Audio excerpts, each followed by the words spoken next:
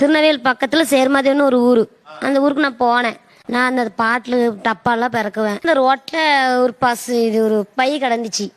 அந்த பையன் நான் எடுத்தேன்னா அந்த பையத்தில் பணம் இருக்குன்னு நினச்சிட்டு பார்க்கல. அவ்வளோ பணத்தை நாங்கள் வாழ்க்கையில் பார்த்ததே இல்லை. பணம் ரொம்ப இருந்துச்சு, இது நமக்கு வேண்டாம்னு டென்ஷனுக்கு கொண்டு போயிட்டேன். எங்க ஸ்டேஷனுக்கு கொண்டு போயிட்டீங்க? ஆமா, குடல் ஸ்டேஷனுக்கு கொண்டு போயிட்டேன். பேசினா உங்க செல்லு இங்கே தான் இருக்கு, உங்க பணம் அங்கே தான் இருக்கு, இவர் ஒரு பிள்ளை கொண்டு வந்திருக்கா அப்படின்னு. அவங்க நேரம் வந்துட்டாங்க. அதில் வந்துட்டு ஒரே அழுவிட்டாங்க. எவ்வளவு ரூபா இருக்கும் அதுல 58,000 பணமும் ஒரு செல்போனும் இருந்துச்சு. 58,000? ஆமா.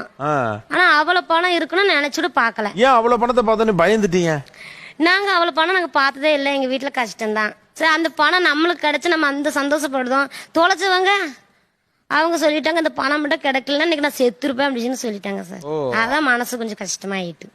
நீங்க எவ்வளவு நாள் சம்பாரிச்சா உங்களுக்கு 58,000 கிடைக்கும், கையில நிக்கும்? நாங்க இதுவரை அவ்வளவு பணத்தை உழைக்கவே இல்லை. நாங்க பாட்டு பிறக்க போனா ஒரு நாளைக்கு 200 ரூபா, 100 ரூபா, 150 ரூபா போடுவோம். நாங்க அடுத்தவங்களுக்கு பணத்துக்கு ஆசைப்படல.